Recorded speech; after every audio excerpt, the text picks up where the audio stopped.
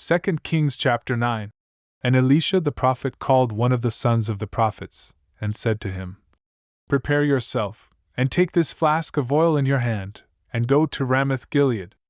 When you arrive there, look out Jehu the son of Jehoshaphat, the son of Nimshi, and go in and make him rise up from among his brethren, and take him to an inner chamber. Then take the flask of oil, and pour it on his head, and say, Thus says the Lord, I have anointed you king over Israel. Then open the door and flee, and do not delay. So the young prophet, the son of the prophets, went to Ramoth Gilead. And when he arrived, the captains of the army were sitting, and he said, I have a message for you, commander. Jehu said, For which one of us? And he said, For you, commander. Then Jehu arose, and went into the house, and he poured the oil on his head, and said to him, Thus says the Lord God of Israel, I have anointed you king over the people of the Lord, over Israel. You shall strike down the house of Ahab your master, that I may avenge the blood of my servants the prophets, and the blood of all the servants of the Lord, at the hand of Jezebel. For the whole house of Ahab shall perish, and I will cut off from Ahab every male in Israel, both bond and free. So I will make the house of Ahab like the house of Jeroboam the son of Nebat, and like the house of Baasha the son of Ahijah. The dog shall eat Jezebel on the plot of ground at Jezreel, and there shall be none to bury her. And he opened the door and fled. Then Jehu came out to the servants of his master, and one said to him, Is all well? Why did this madman come to you? And he said to them, You know the man and his babble. And they said, A lie. Tell us now. So he said, Thus and thus he spoke to me, saying, Thus says the Lord, I have anointed you king over Israel. Then each man hastened to take his garment and put it under him on the top of the steps, and they blew trumpets, saying, Jehu is king. So Jehu the son of Jehoshaphat, the son of Nimshi, conspired against Joram. Now Joram had been defending Ramoth Gilead, he and all Israel, against Hazael king of Syria. But King Joram had returned to Jezreel to recover from the wounds which the Syrians had inflicted on him when he fought with Hazael king of Syria. And Jehu said, If you are so minded, let no one leave or escape from the city to go and tell it in Jezreel. So Jehu rode in a chariot and went to Jezreel, for Joram was laid up there, and Ahaziah king of Judah had come down to see Joram. Now a watchman stood on the tower in Jezreel, and he saw the company of Jehu as he came, and said, I see a company of men. And Joram said, Get a horseman and send him to meet them, and let him say, Is it peace? So a horseman went to meet him, and said, Thus says the king, Is it peace? And Jehu said, What have you to do with peace?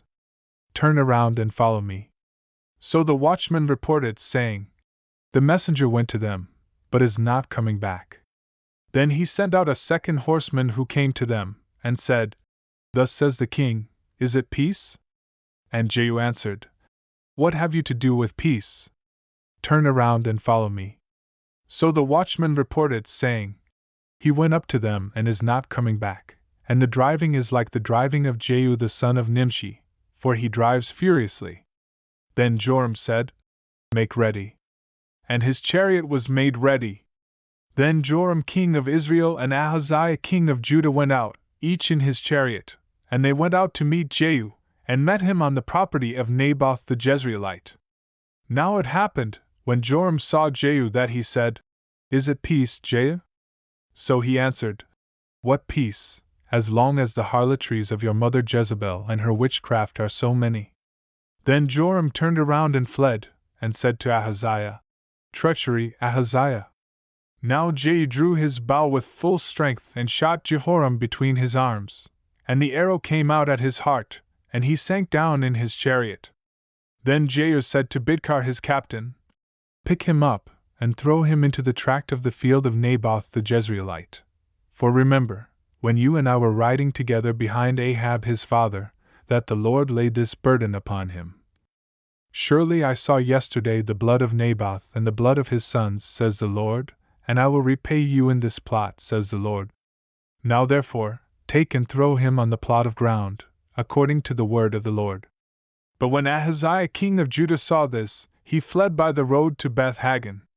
So Jehu pursued him, and said, Shoot him also in the chariot. And they shot him at the ascent of Gur, which is by Ibleam. Then he fled to Megiddo, and died there. And his servants carried him in the chariot to Jerusalem, and buried him in his tomb with his fathers in the city of David. In the 11th year of Joram the son of Ahab, Ahaziah had become king over Judah. Now when Jehu had come to Jezreel, Jezebel heard of it, and she put paint on her eyes and adorned her head, and looked through a window. Then, as Jehu entered at the gate, she said, Is at peace, Zimri, murderer of your master? And he looked up at the window and said, Who is on my side? Who? So 2 or 3 eunuchs looked out at him. Then he said, Throw her down. So they threw her down, and some of her blood spattered on the wall and on the horses, and he trampled her underfoot. And when he had gone in, he ate and drank. Then he said, Go now, see to this accursed woman, and bury her, for she was a king's daughter. So they went to bury her, but they found no more of her than the skull and the feet and the palms of her hands. Therefore they came back and told him. And he said, This is the word of the Lord, which he spoke by his servant Elijah the Tishbite, saying, On the plot of ground at Jezreel dogs shall eat the flesh of Jezebel. And the corpse of Jezebel shall be as refuse on the surface of the field, in the plot at Jezreel, so that they shall not say, Here lies Jezebel.